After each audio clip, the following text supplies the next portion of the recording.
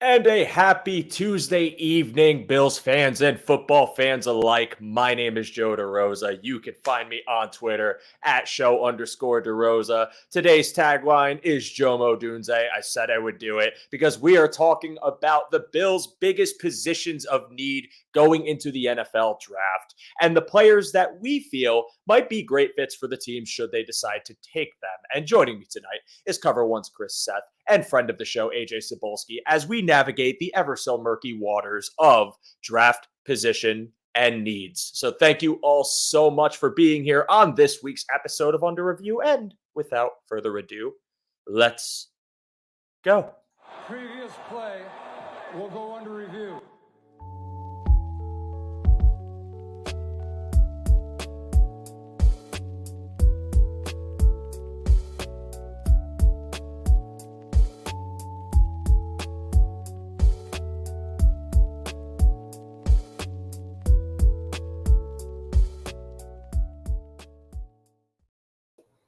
And once again, everybody, thank you so much for being here on a Tuesday evening to talk about the Buffalo Bills with us. If you are a fan of the show, if you are a first-time guest, watcher, listener, please do everyone here a favor and drop a like on this video if you are listening to us on our audio platforms. 5 stars. If you hate me, 5 stars. That'll really show me. But as I mentioned before, joining me this evening, 2 friends of the show. First, we got to my, on the screen, yes, to my left. I'm terrible with directions on StreamYard. Mr. Chris Seth, thank you so much for being here again. How you doing tonight? Yeah, super excited to be here, Joe. Thanks for inviting me on. Definitely ready for the draft to finally be here. I'm already done with the off season. Like, let's just get this puppy in. Let's go.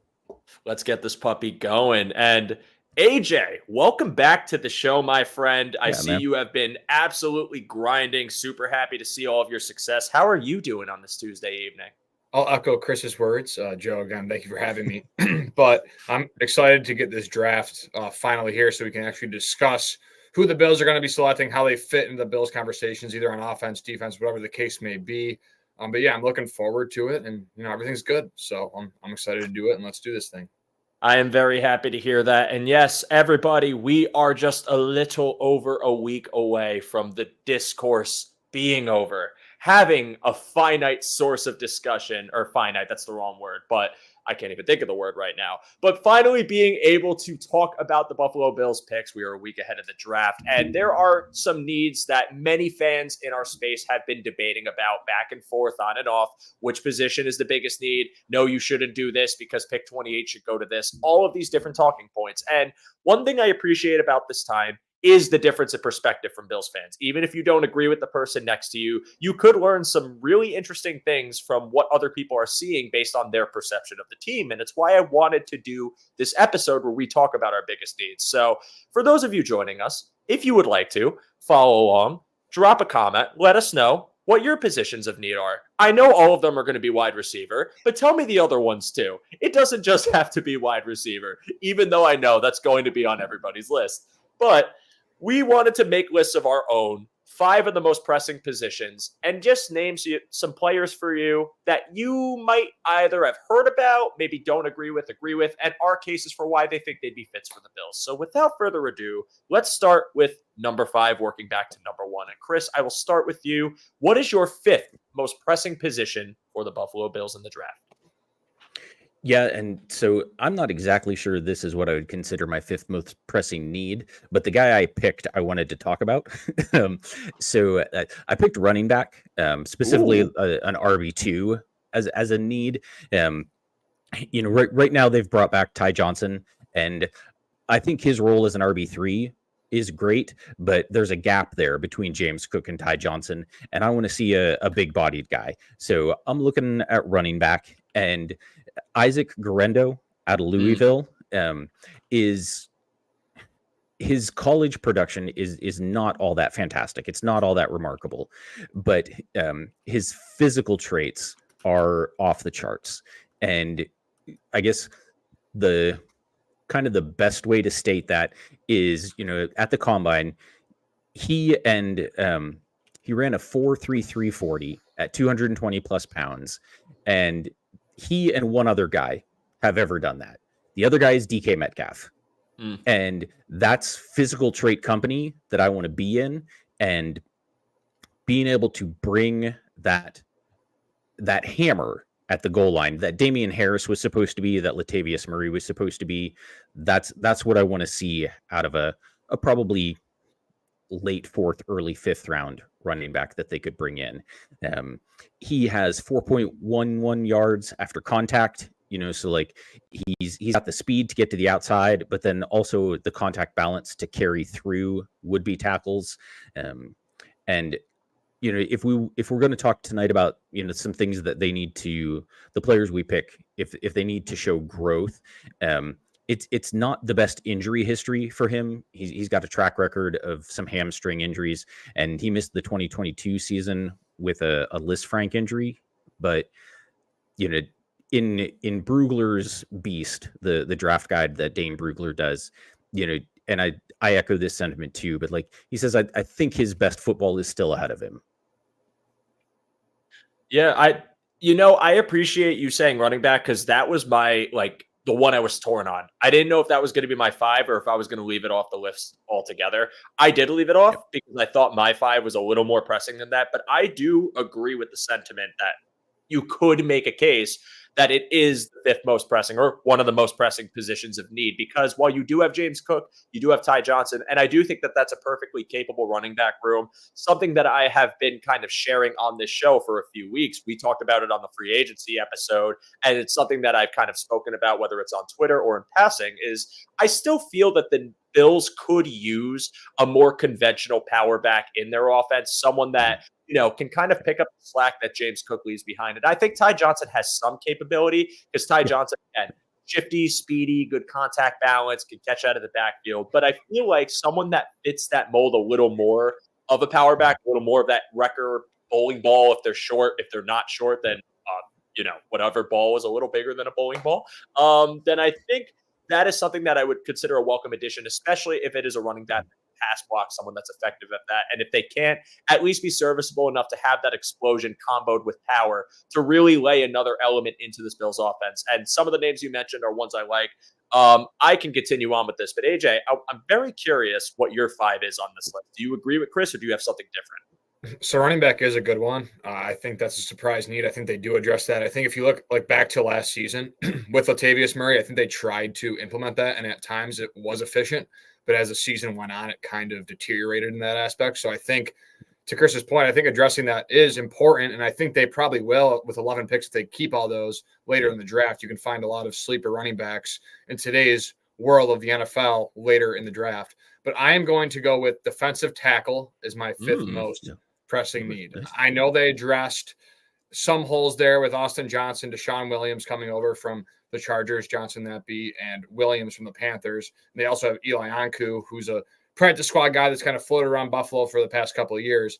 But I think the Bills still need a defensive tackle in terms of just a depth piece, maybe a guy to learn behind Daquan Jones, a guy to learn behind Ed Oliver. Daquan Jones is only here for another 2 years. So if you can add a rotational guy, some names to mention that I've liked and did my research on is Johnny Newton from Illinois. Very productive there, 7.5 sacks, 8.5 tackles for loss. First team APL American. He's had some trouble getting off blocks, but he's also, has a good pass rush plan and stuff like that. So Newton's a name to watch. And then if you're going later, a nice projected day 3 guy that I'm intrigued with is Gabe Hall from Baylor. 6'6", 291 pounder, 11 games, 2 sacks last season. But the thing with him is he's a very he needs more nuance and polish to his game. He's very still fresh. So if you're thinking of a projection, right, and you want to develop someone behind Daquan Jones and Ed Oliver, that's a guy to me. You take in the 3rd round. He's 6'6", 290. He has all the athletic tools to be that.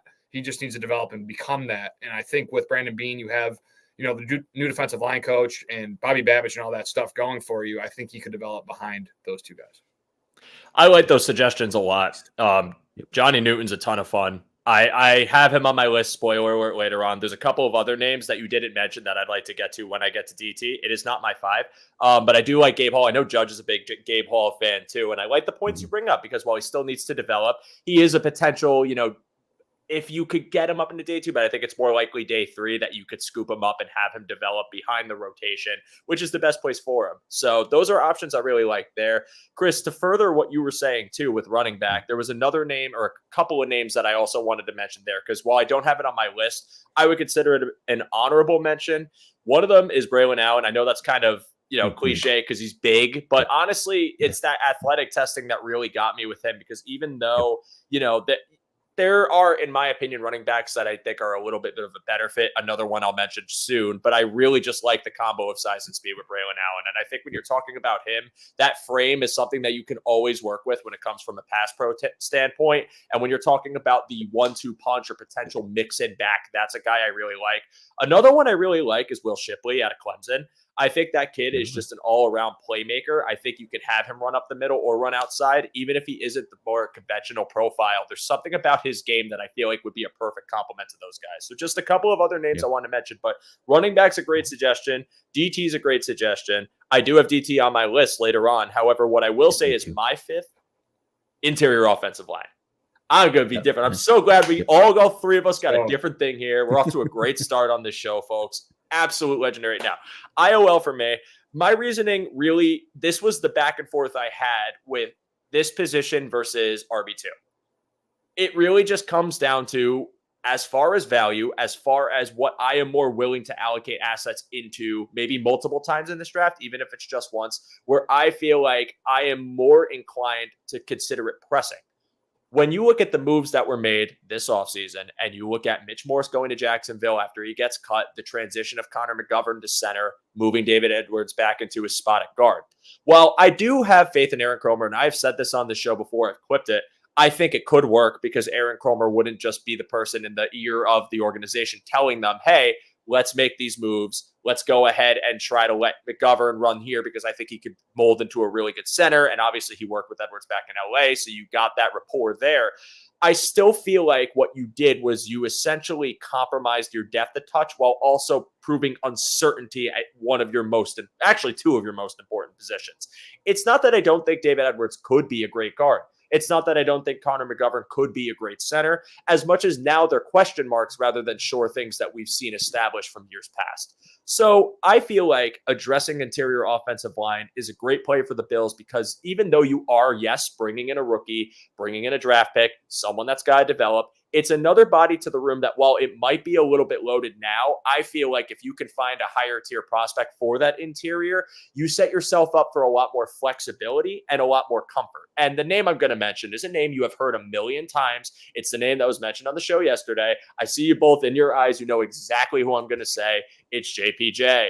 JPJ is, and I am absolutely going to echo the sentiment that was shared by David, Uber, and John on the show yesterday because they spit on this. They were spitting, not spit on this. That is a terrible way to phrase that sentence. They were spitting. Wow. But JPJ is a very realistic play for the Buffalo Bills at pick 28. People will be very angry about this. They should not be. They should be excited, thrilled, absolutely over the moon if the Bills walk away with JPJ as an interior pick. Now, I want to stress, if wide receiver 4 falls to this point, it would be hard for me to let go of the idea of like Brian Thomas Jr. over JPJ, but I could still even then see the logic.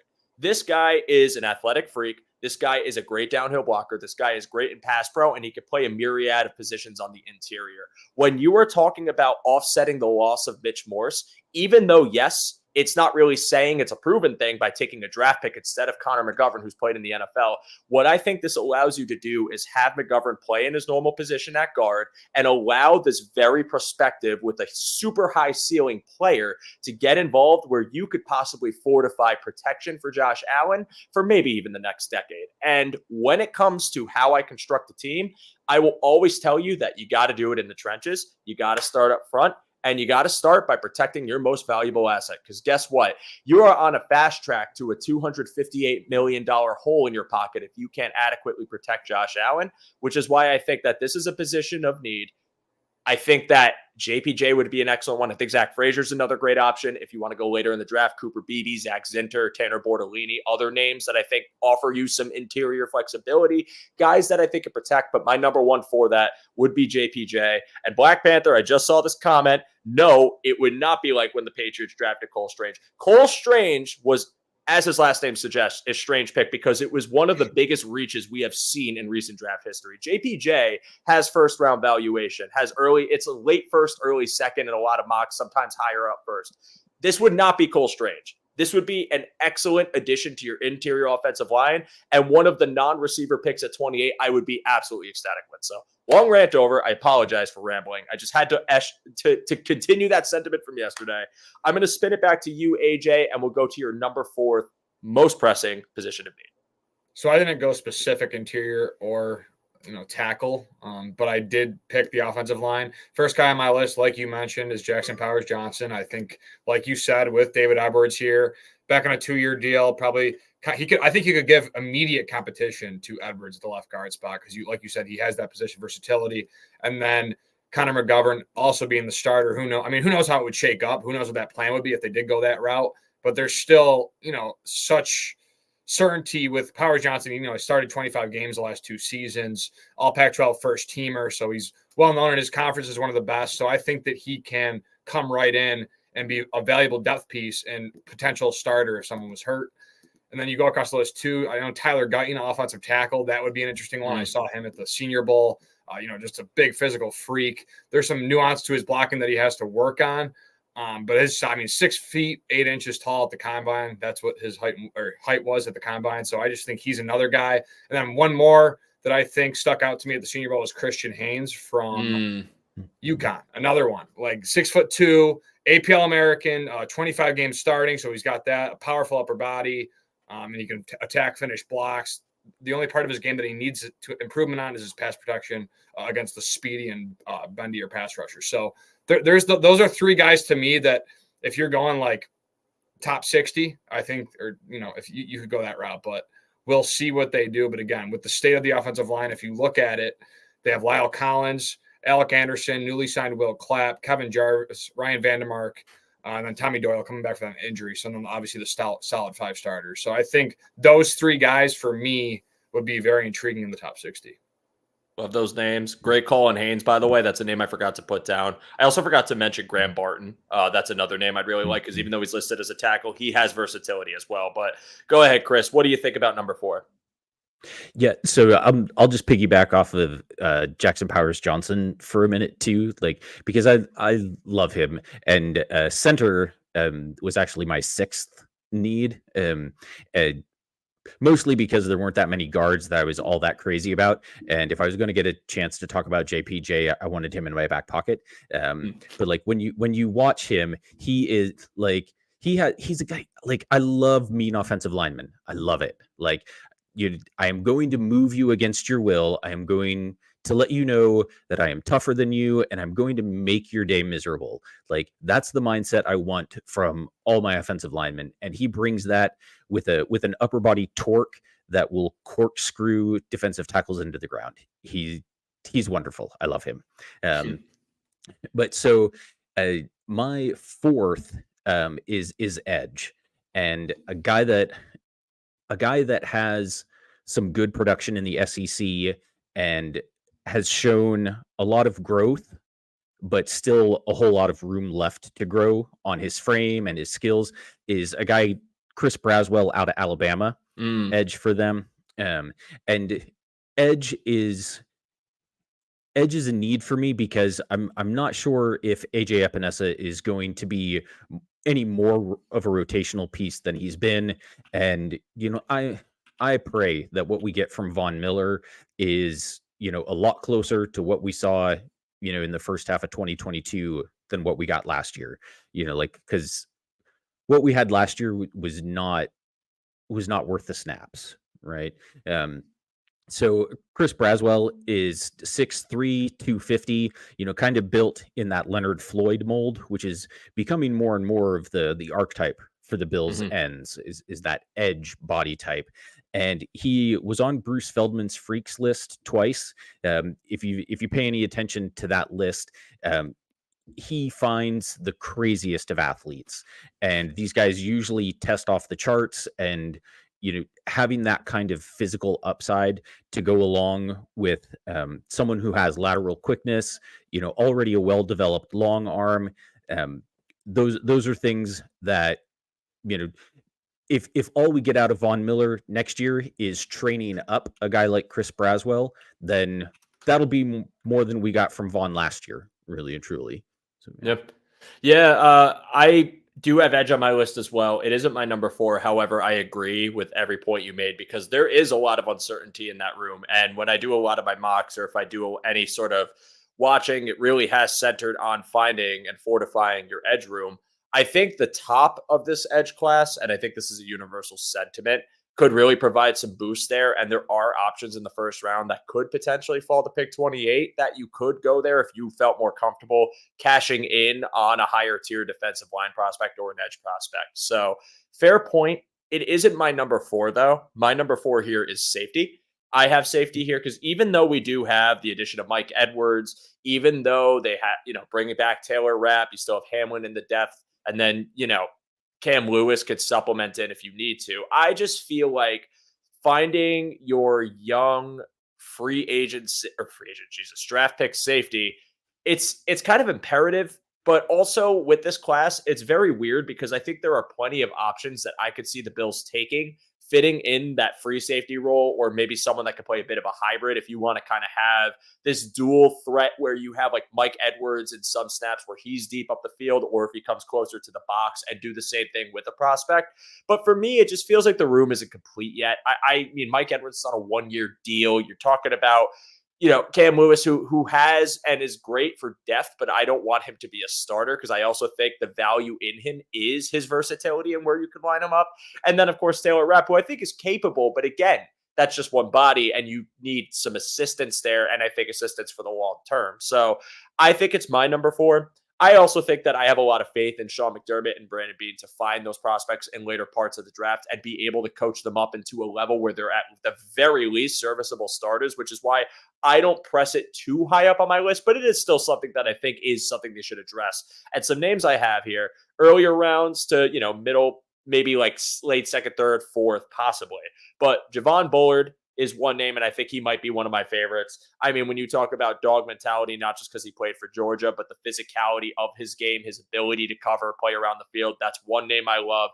Cam Kinchins, again, the RAS score is going to put people off to him, but when you watch him on film and you see some of the clips of him, he is certainly an aggressor with a good processor, someone that I think, while he isn't the fastest guy, he isn't the most athletic guy, he has good play speed and good recognition of where he needs to be on the field, whether it's deep or close.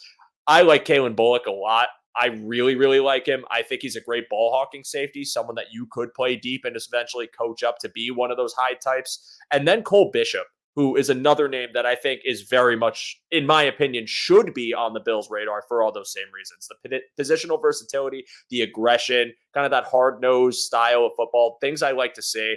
And I think he's the type of guy that would fit perfectly for the Bills and absolutely provide at least a level of stability in that room. I don't want to say certainty. It's never certain with a prospect, but stability. So for me, it is my number 4 on this list. Gentlemen, I like those suggestions. I like hearing about pass rusher. I like that you furthered my comments on IOL, AJ. It's appreciated. But Chris, let's take it back to you.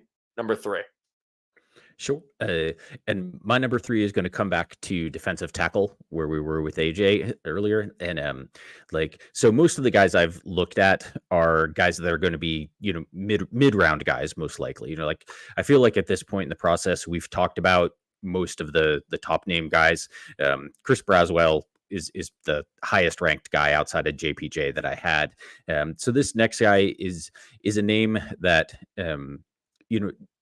draft folks will know this name, but if you're just kind of starting to get interested now, this might be a name that you haven't heard much of before. And that's Dwayne Carter out of Duke.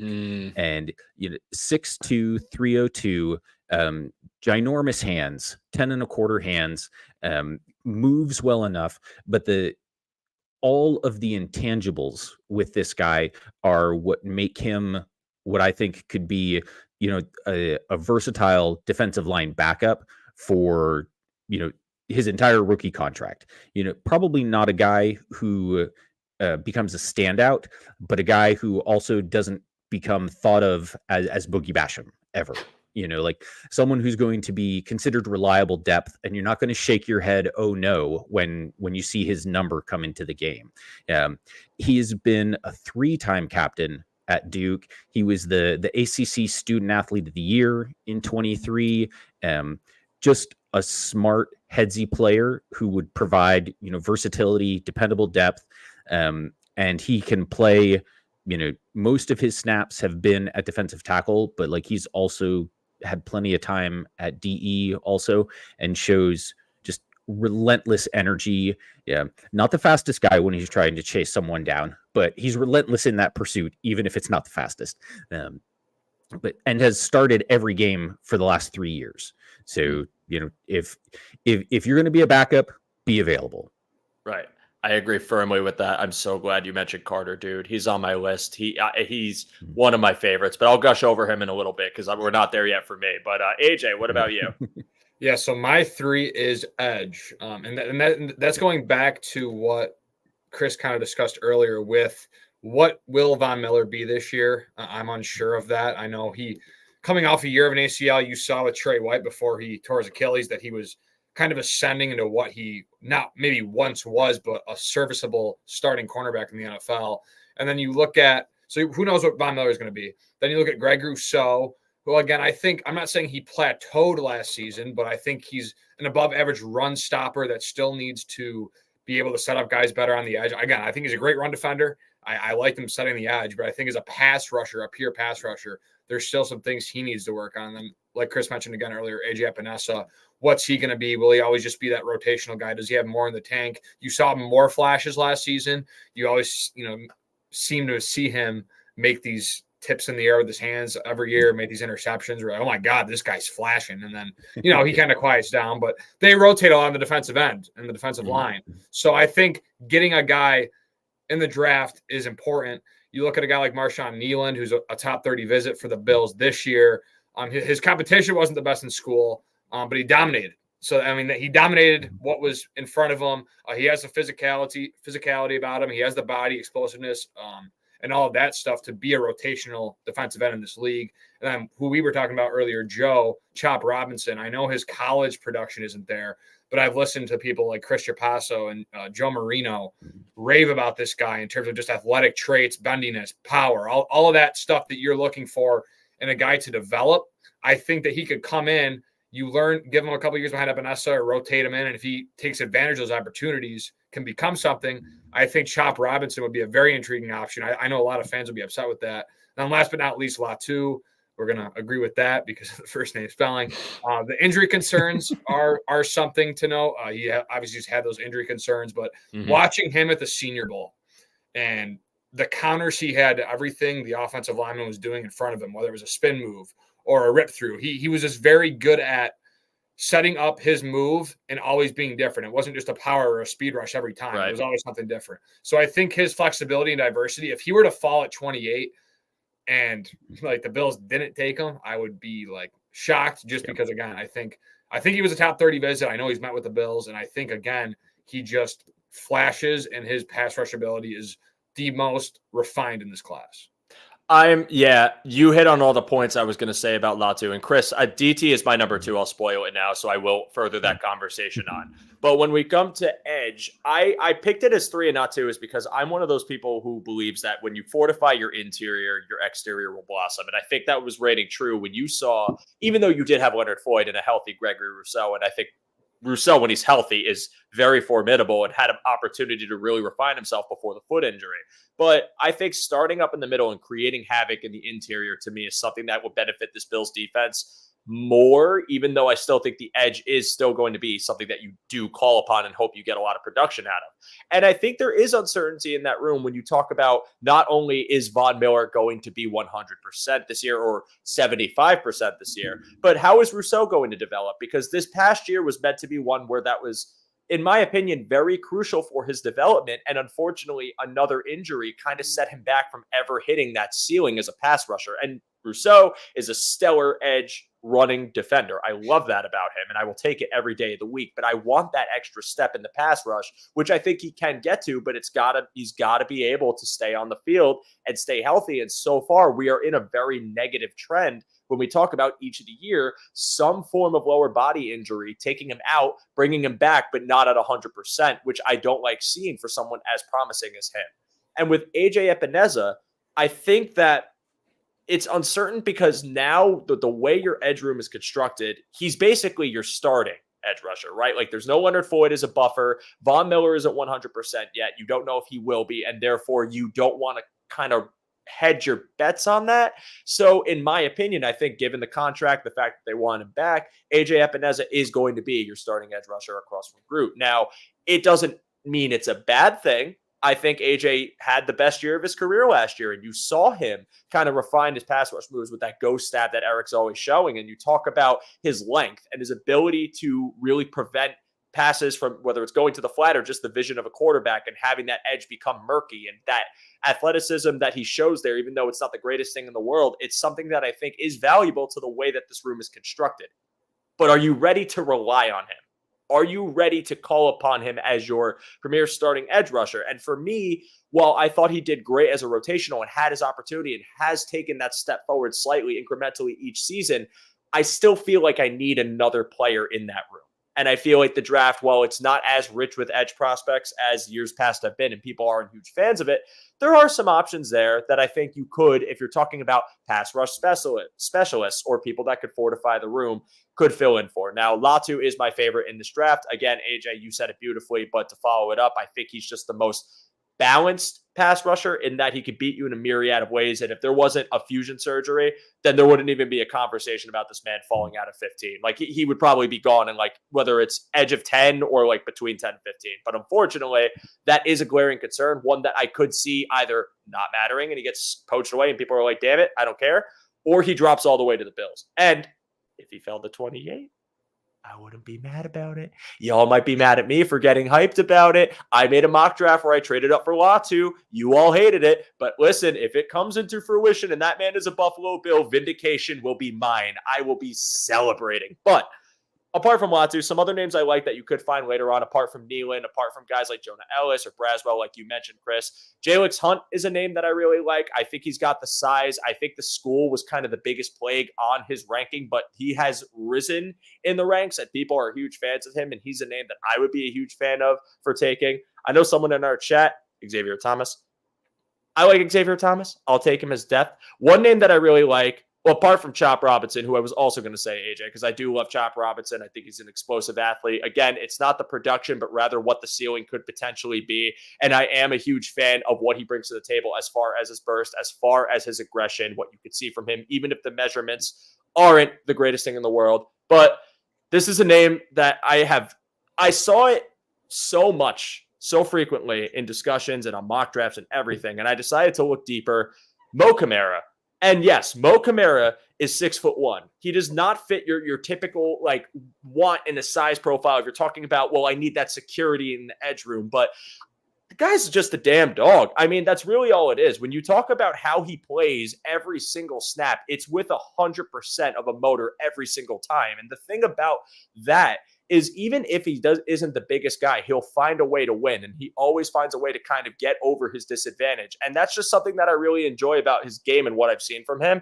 And he's someone that if you're telling me he's floating there in the 4th round for you and you're talking about fortifying your edge depth, this is a guy I really like, even if he isn't the biggest guy. And I'd be happy to see it. So that is my number 3, edge rusher. And as I mentioned, 2 for me is DT. We will continue on with this conversation, everybody. AJ and Chris, I am having a great time. But before we must continue tonight, I do have to let Greg and Aaron tell you all about the one pass. Gentlemen, sirs, what do you got? Many people ask us the best way to support us here at Cover One, and that is to sign up to become a Cover One Pass member. That contribution helps give us the access to all the data and information we use to create the content that you love. And I think most importantly, brings you into our community of insiders. It's a great community based on Slack. I know a lot of people don't want to be on social media anymore or be in on those conversations. We bring all of it to you right in our great community of educated fans. And most importantly, you get access to our content creators. Even better than that, everybody loves merch. You get awesome t-shirts, a cool decal, and a letter from the Cover One team signed directly to you. All for $60. That gets you the entire season, next year's free agency and draft. $60. Click the link in the description. Cover One Insider. Become one today. Yes, become one today for just 60 gold doubloons. You there at home or on the go, because you could probably be watching this on your phone, can become a Cover One Pass member. You get access to the premium Slack channel, which is nonstop Bills discussion. You get access to some cool perks. And by the way, that is the lifeblood of Cover One. That is what we use to get all of our resources to pull up any data, any sort of film, anything that we use to bring this content out for all of you. And if you sign up for it, you have a chance to win an awesome prize, including a PS5. And who doesn't like PS5s? Unless you're an Xbox or Nintendo guy, then you probably wouldn't, but you could maybe give it to a friend, your child. I don't know. But you should sign up. The link is in the description below. We appreciate all of you. Everyone watching, again, if you like the conversation so far, feel free to drop a like. I would truly appreciate it. And I do see some comments here saying, that is what you described when I was talking about Epineza and Rousseau. At least I think that's what they were talking about, but this probably specifies it for me. I think I'm still a believer in Gregory Rousseau's ceiling. I think for me, it's one of those things where I just still feel like this guy hasn't even touched his potential yet. He's younger than Epineza. I feel like the injuries, while they've been frequent, are something that's derailed him. And if he can play a healthy season is when he's truly going to flourish, because he was on that path. I feel like there's been a different arc as far as how he and Epineza have developed in this league. And I like the way Epineza has progressed, but I feel like I can't say this with certainty because I could be damn wrong. And if I'm wrong, find me, quit me, call me an idiot. It's okay. I feel like we're closer to Epineza's ceiling than we are Groot's ceiling. And that's kind of where I come from with that argument. So if it doesn't make sense to you, that's fine. You don't got to agree with me. You can call me dumb. I don't care. I'll just cry myself to sleep tonight. All right, Chris, let's move on to our next position of need. What do you got? All right. We are down to the last two, and I have safety as a need. Mike Edwards is on a 1-year deal. Taylor Rapp has got a 2-year deal, and we do not know what DeMar Hamlin can bring still. And I am blanking on the fourth name right now. Cam Lewis. So I think we can seriously improve on the depth there. And a guy that watching, Anthony Prohaska's clips of has making me fall in love with is Jalen Simpson out of Auburn. He's only got 1 year at safety. His previous time had been at cornerback there at Auburn. But so I track all of the Bills testing measurements. So like by position. And then through a bunch of nerdy math stuff, I get that down to, what are the archetype measurements for within one standard deviation of every player they've rostered at safety. And so a guy like Jalen Simpson, you really have to worry about his weight. He is 0 percentile in weight for the league. So he needs to put on more muscle to that frame, but arm, hand, 40, 10-yard split, vertical, broad. He is beyond what the Bills typically have as an athlete at that position. And, they're upfront about what they expect from safety in terms of, we don't need you to be the best athlete. We want you to be smart. We want you to be a heads up player as our safety. Like that's the Jordan Poore, Micah Hyde, mold, right? And the thing with Simpson is even on only 1 year of safety, he has those explosive athletic traits, but he has also shown, really good play recognition, anticipation, good angles in coverage, and, combines all of that with a really good sense of timing. Now, at 179 pounds, you might think that's the concern for him with the run, is that size. But it's not his willingness. He has got that Teron Johnson fire his gun into Derrick Henry's gut mentality. And, he's 24, so he's a little bit older as a prospect. But, looking at his frame, I think there's still room for growth. And, if you could get 5 to 6 to 8 pounds on him, then he'd be smallish, but, also serviceable. And everything else about him other than the weight says he could really excel. Very nice. Simpson is a name I've seen passed around a lot, and I haven't done my due diligence on him because I know he's considered later rounds.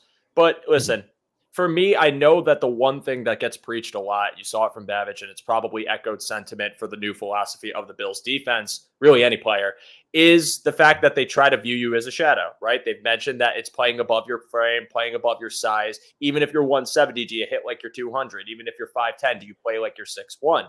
If he is someone that I feel like can bring, whatever his weight is, whatever you find him in, and you're worried about that, if he's playing at a level that even if the competition wasn't the most fortified wherever he was playing, I think what Simpson was Auburn? It was Auburn he went Yeah, to? Auburn. Yeah. So good competition. If you're seeing those results, then I think it's worth taking a flyer on in the later years. God, I cannot talk tonight, everybody. I apologize. My You're not alone. it's been a crazy week. But in the later rounds of the draft, if you're talking about upside, if you're talking about potential and someone that you feel could coach up despite their size, then that is a good candidate for it and someone that I think the Bills could very well work with and make that, happen for, Mm.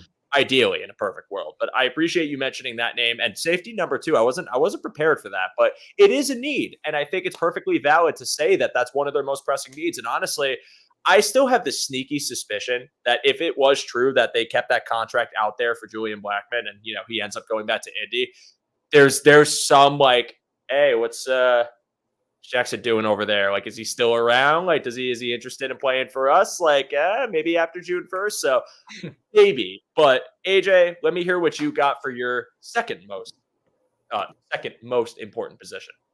Yeah, so safety is mine as well. Bouncing off Chris, I just think that like when you replace guys like Poyer and Hyde, two guys that have obviously meant so much to the Bills, I think it's important. You got Mike Edwards on a bridge deal, Taylor Rapp on a 2-year deal. I think with this draft class, and I'm about to name a few names, 3 names. Joe, you already mentioned 2 of them, and one's like that I like personally.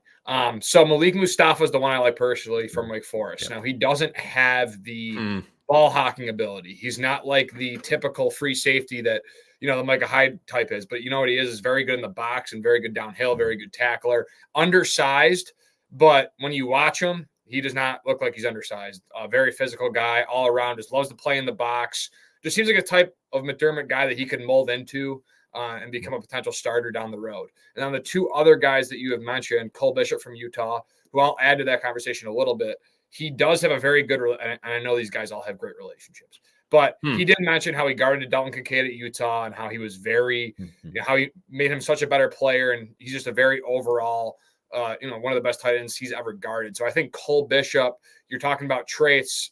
That's another guy. And then, like you said, Joe, again, Cameron Kinchins from Miami. Yeah. The Bills do believe that anticipation and being able to read the field is important for that position. And with Cameron Kinchins and how he tested at the combine, he's kind of fallen down draft boards. But man, I think like when you watch him play, I watch him at the Senior Bowl, I watch a couple of his games. I think there is some nuance that he has to work on in terms of being a little bit more physical, being more willing. But I think his ability to, cover the back half of the field and the deep zones and stuff like that is something that he's very good at.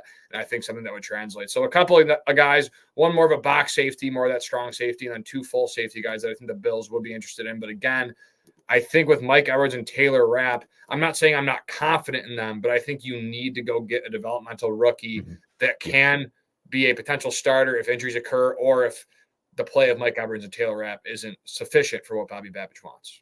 Yeah, and when you talk about what they're going into the draft with as far as their biggest needs and needs that you feel are glaring, I think safety is glaring. I personally just valued the defensive line and addressing that a bit more than I valued addressing safety, just because I feel like, again, when we talk about DBs in a McDermott defense, it's not always a home run. It's not always a guarantee, but you've seen success with later round defensive backs. And it's why I think you could stomach taking that in a bit of a later round than earlier on. But if they did make the decision to go for a higher caliber draft pick at safety, then by all means, I'm totally cool with it. And I love Kinchins. I honestly, there's a lot of top end guys in this draft I could justify them taking, depending on what their view is of this player's profile. Like if they take Nubin, do they think they could mold Nubin into a center fielder? Do they think he's a Swiss Army knife, or do they feel like he's their box guy and kind of emulating that Poyer role more conventionally? And we'll just let Edwards take the center in a draft and address that later on. I also want to apologize because people might flame me for this. I said Jackson earlier. I meant Justin Simmons. And you want to know why I had that slip up?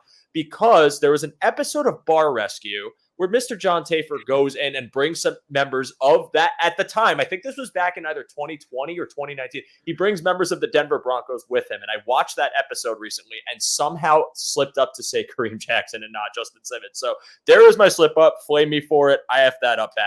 But again, what I'm getting at is when I was mentioning that before, I genuinely believe that with Simmons still on the market, that could play into how they're attacking this draft. Because if they are one of the suitors for him and there is a contract offer on the table, again, tying it back to why I said Blackman earlier and how they had a contract out for him, then you might be seeing the room mold around the potential of landing this free agent. It's not a gimme. I don't know if that actually is the plan, but something I could see being a reality. But I said before, my number 2 most important, it's defensive tackle. Again, building up the interior D-line is something that I cannot stress enough could blossom the rest of the room, the rest of your defense, just make life easier, because you saw just how all around beneficial it was to have a healthy Daquan Jones paired with Ed Oliver. Daquan's eating up the double teams. He's allowing Ed to get these one-on-ones. If they switch over and try to double Ed, then Daquan's just so disruptive. And when he's healthy, he's able to get that burst. He's able to get around whoever's blocking him. Great in run defense, just an absolute high motor. Daquan is an excellent DT when he's healthy, but he's only here for 2 more years, and he's on the other side of 30. So you do have to start thinking about your long-term options in the room. And while I love Ed, I think Ed can succeed against double teams in the NFL. He's proven me wrong because I was much more skeptical about that last year, but he had a great year. I do still have concern over that when you come into the playoffs and maybe you don't have as reliable as an option next to you, which has happened now. I don't want to say 2 years in a row because Daquan didn't play in that Bengals game. He was here in the playoffs, but very clearly wasn't 100% recovering from a torn pec. So when you're talking about stability of someone that can eat those double teams to make Ed's life easier as a pass rusher, as a run defender, or if they want to kick over that double team and then maybe have whoever ends up playing as their rotational piece or maybe their future one tech, this is a position that I feel like is so important to address just for the sake of how this Bills defense can operate, how their pass rushing schemes can work. When you have your linebackers healthy, or maybe one of them goes down, but you still have so much interior disruption, then you have an opportunity to still be a formidable defense despite the back end injuries, which have just hurt them each and every year. So for me, again, Chris, you said it before. You said Dwayne Carter. I freaking love Dwayne Carter.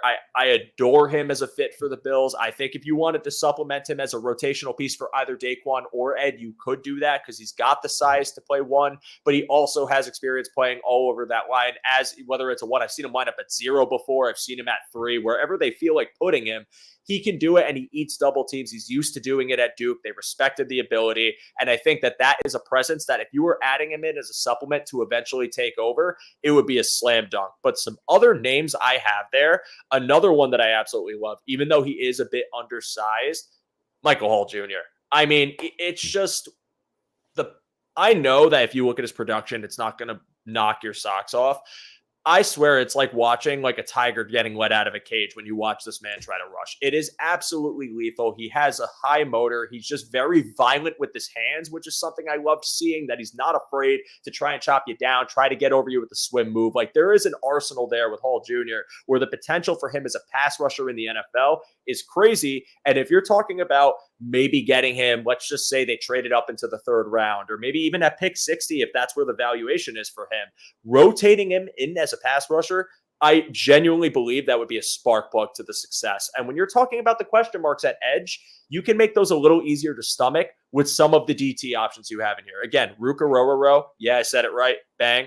Another option that I think has that skill set that someone can help you here, and someone I like. And then one final one, I know he had a visit with the Bills, and someone I really like that I think the production and the tape were reflective of the fact that he was coming off an ACL tear. Mason Smith, another name I really like for them as a rotational option, someone that I think, again, just when you watch him, if you get him in a one-on-one, he's going to blow by whoever's trying to block him. He's got just a great arsenal of, whether you want to call it just like his bull, or whether it's just like how he's using his arms to get around people. There's just so much potential there. I think the injury hampered what would have been a much higher draft valuation for him.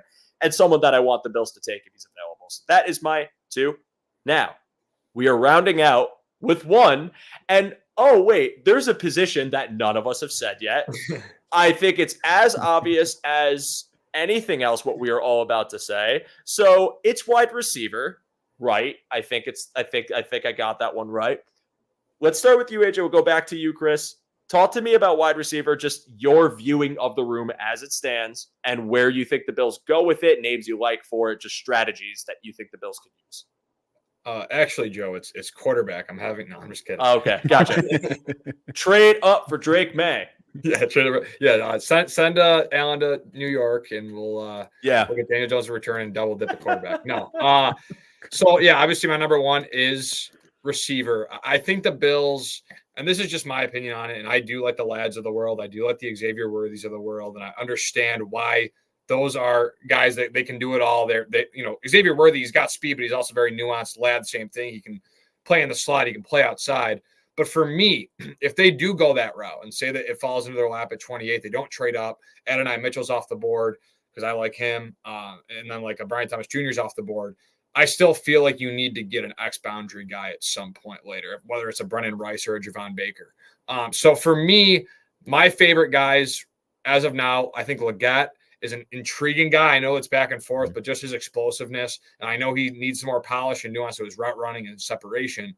But if you can, again, that'd be more of a project. So if they went with a Leggett in round 1, which I think would be maybe a little bit of a reach by some stretch of the imagination, I think Leggett could blossom into a potential star in this league if he's developed the right way and can become more nuanced as a route runner.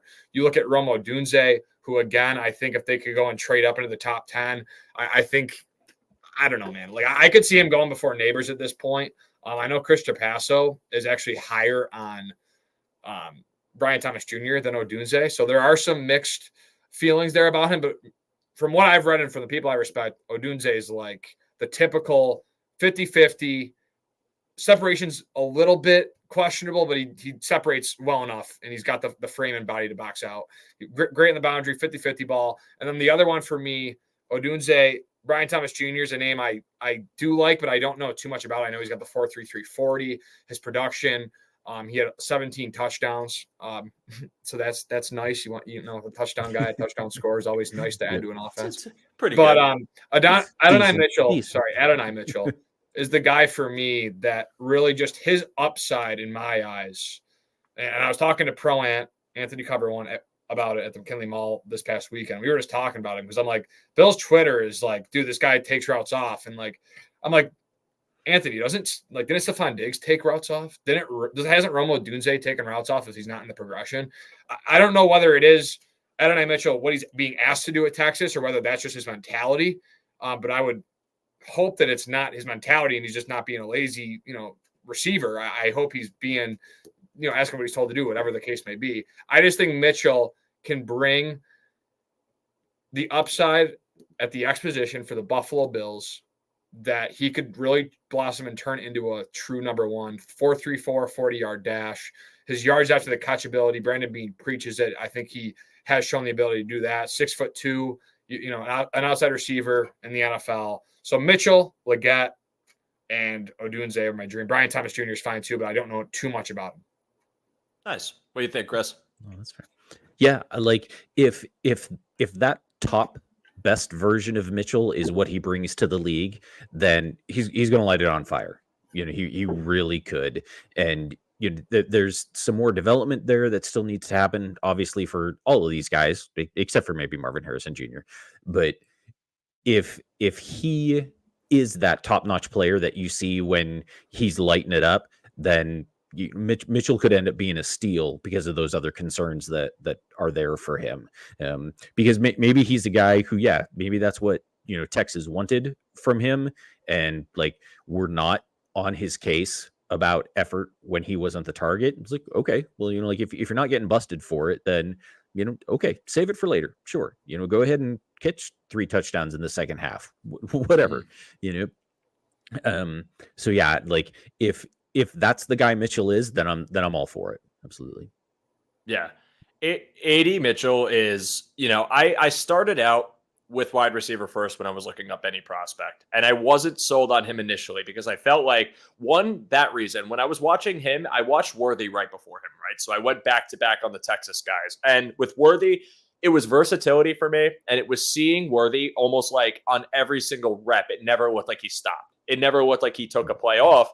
And I understand that there is that component of it where it's like, you know, as long as it's not hurting anybody, it's fine. But I wasn't a huge fan of watching it. But after like giving him a second chance, looking a bit more, and I have the same stance on BTJ too.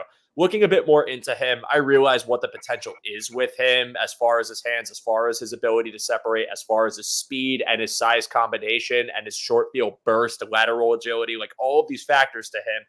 He is someone that if you do actually get him in, I would consider the right system with really, you know, high maintenance coaches, I guess, to put it that way, which I feel like you could get out of Adam Henry. And then also if you ever have like Ronald Curry in the mix, I know he's quarterback coach, but just another veteran presence in that room, guys that I feel like don't let you do that, especially if you're a rookie, then I'm all for it. I think AD Mitchell would be fun to take at 28. And I think like I would absolutely understand it.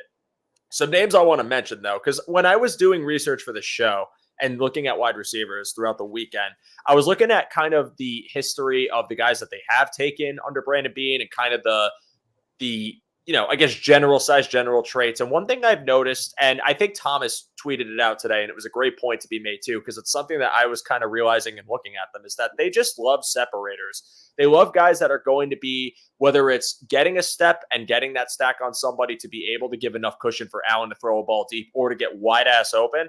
Those are the guys they prefer, which is why I feel like those 50-50 jump ball guys, while they have value, and I wouldn't be mad at all if they decided to go for a Keon Coleman, you know, eventually, or someone of that periphery, I think it's separators that you could realistically expect the Bills to see. And as far as names that I really like here, apart from Mitchell, apart from BTJ, I know his stock has kind of gone down a little bit since the combine, but that's Troy Franklin.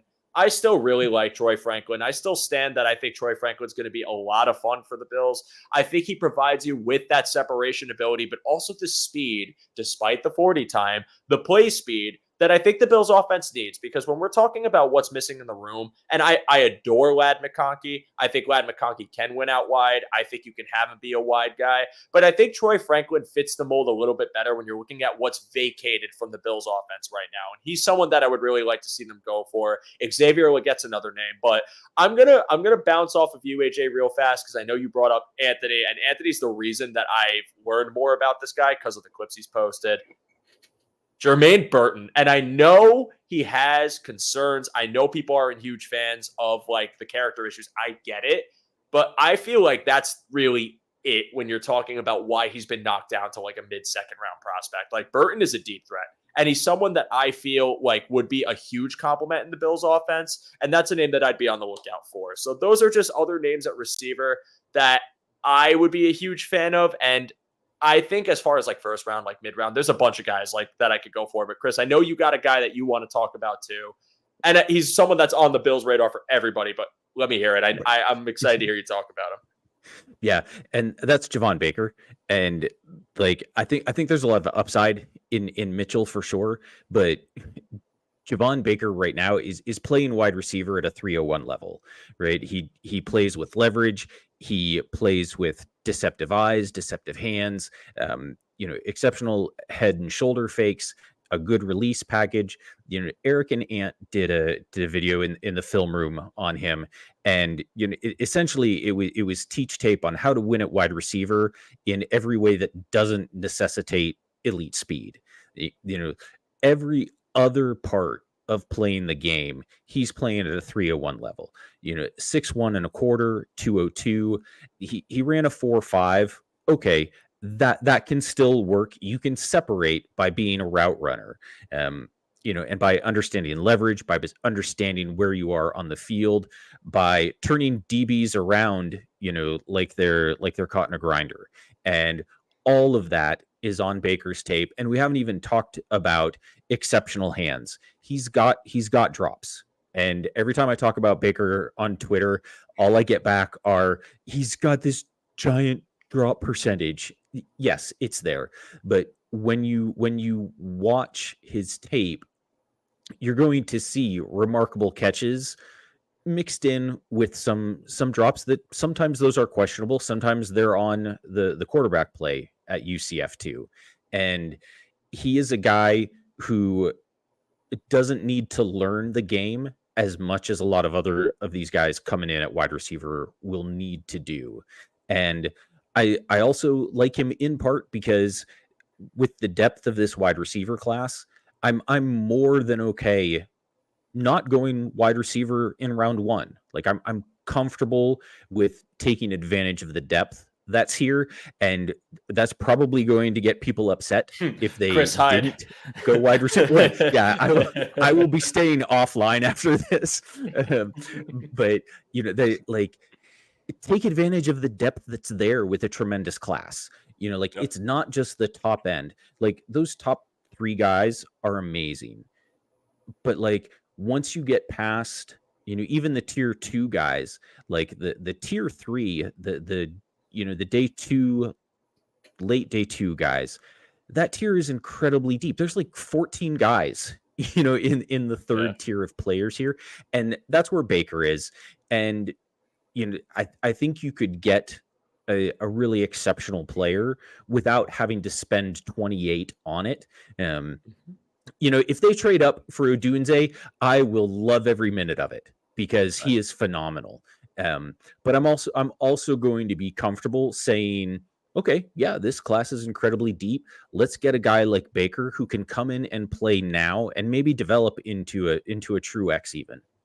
Mm-hmm. Yeah, I think Baker is the one player that I feel like would be wherever he goes is going to succeed just because of his mentality, but the aggression he plays with. And he does have that skill set. It's honestly crazy to me that he isn't valued higher, at least in other people's boards. I feel like he could very easily go on day 2 and be in like in the top 75 or top 60 range. But I'm actually glad that there's people here talking about Jalen Polk. I think when we talk about underrated receivers, Jalen Polk is absolutely one of them. I don't know why. Maybe just because it's Odunze played there and 2 other Washington prospects in this draft that were skill positions. You got Michael Penix, and of course you got Rome Odunze, who I absolutely love. But Jalen Polk, like if you can't get up there to go get Odunze because he gets nabbed, that's a guy I'll take at 60 every day of the week. He fits that profile. I mean, he's a bigger body, plays the boundary, had a lot of production at Washington despite having Odunze across from him with a gunslinger like Penix. I think that's a guy that fits the team well and be someone I'd be excited to take. And, I love that point, Chris, because we're in such like a witch hunty time when it comes to not wanting a receiver in the first round. And I get it. We need it. It's our number one most important position. Like we all agree on that. But the reason this class is so hyped isn't just because of the top end. Well, obviously Marvin Harrison Jr., Malik Neighbors, Rome Odunze, Brian Thomas Jr. even has risen up the ranks a considerable amount since we started talking about him in the offseason. The reason it is so hyped up is because of the depth. Is because of the fact that there are so many prospects. And when you look at round 2 and you talk about Roman Wilson, Ladd McConkey probably, when you talk about Jalen Polk, and then you get even further down and you talk about some of the other guys, Malik Washington, Javon Baker, Jermaine Burton, like you could even go down to like the Luke McCaffrey. Like there's a name there in every round that has merit to potentially be a contributor in an offense in the NFL. So while it is important, and I do think they should address it, something I said last week was I think they take a Packers-like approach and that they might just try to allocate assets evenly with receivers because it's so deep. So I'm glad you made that point. I love the names you suggested. AJ, do you have any final thoughts on this before we wrap this up tonight? I want to hear if you have any other names or anything you think about the room that we might not have let you mention yet. Yeah, I just think when you look at the Bills wide receiver room, and I get it because Bruce Nolan made a great point, and I talked about it to him because I had to ask him because it was a really good point. And he said, because I was like, Ladd might be a little bit redundant. And he was like, well, he's not redundant because he can do everything you want in a receiver. That's not redundancy because he can do it. And I get that. But I still hold the point. I still do believe that the Bills are missing that true X boundary guy on this offense and a guy that can be physical and contested. I'm going to say Ladd can't do that. And I understand the love for him. Like if you watch him, he's got the 4.39 40-yard dash. So he can beat you deep. He can keep you honest while also obviously being very elusive underneath. I just think the Bills are really missing that in a wide receiver. And hey, let's look at it. Like Joe Brady takes over his first full year as a wide receiver, offensive coordinator, What do the Bills and that offense value? Like, do they value having that true X boundary receiver, number one guy? Or like you said, Joe, do they value, we got Curtis Samuel, We got Dalton Kincaid. We got Khalil Shakir. We got Matt Collins who can mix in there. We have a lot of names on this roster. James Cook can get involved in the passing game.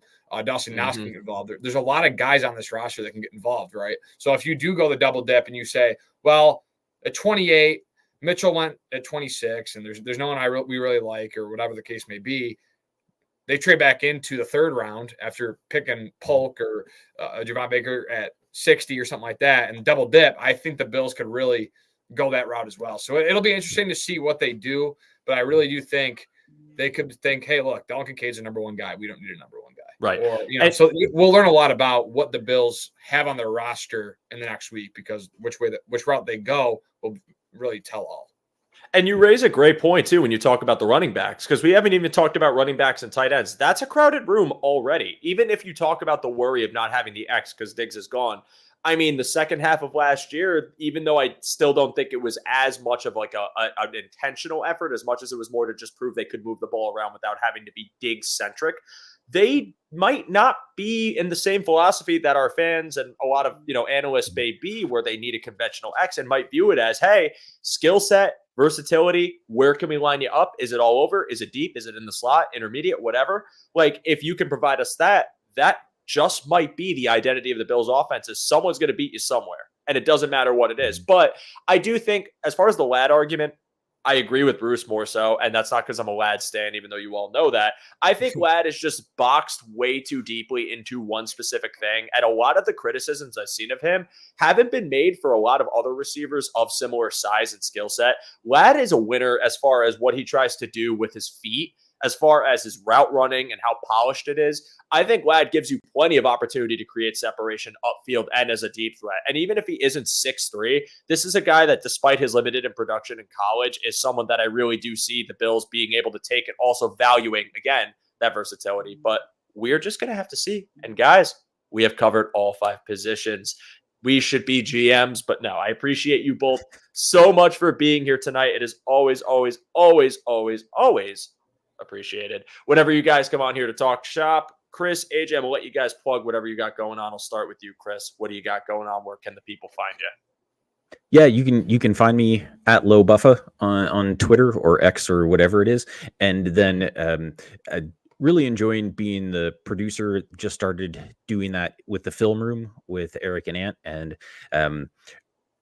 that's Wednesdays at 7. And those guys are doing tremendous content, and then also produce the Greg Tomset Sports Show. And Greg brings his style to everything he does, and it's a blast to work with him on that. So yeah, if you're interested in the nerdy math side of the draft and measurables and combine numbers, then yeah, give me a follow on Twitter. And continuing doing the Bills' relative athletic size stuff, their measurables, all of that stuff going on. And most importantly, I am just so ready for this draft to get here. I'm stoked for you and John and Thomas to be there. That's going to be amazing for you guys, and I'm excited to watch it. Thank you, man. Appreciate that very much. So, AJ, what you got going on, my friend?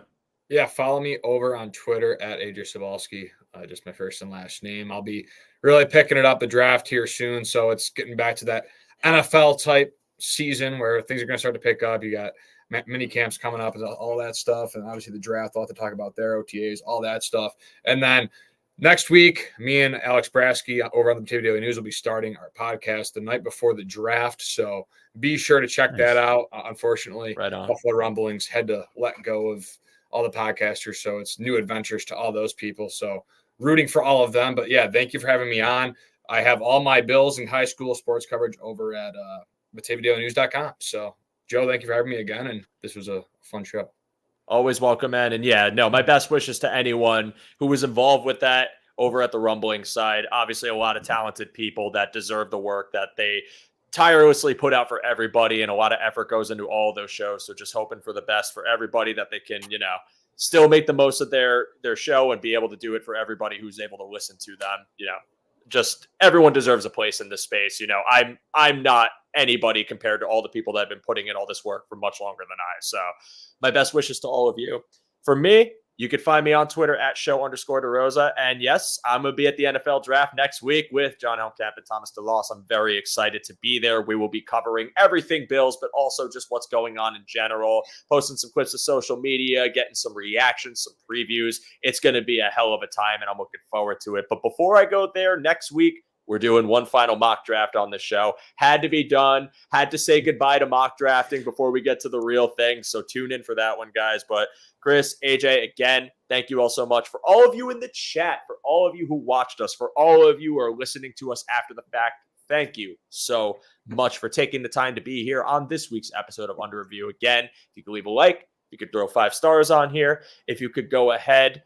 I love this comment from RJ. Sorry. Awesome show tonight. This was a great lineup with you three. So now Joey remembers he's going to the draft. That's because I pretended I didn't yesterday on Roundup. But if you guys could just leave a rating, leave a like, it is very much appreciated. I'll be back again a week from today. But you have all been wonderful. Again, one pass in the description below. We are out of here. You guys enjoy the rest of your evening. And as always, go Bills. See you soon.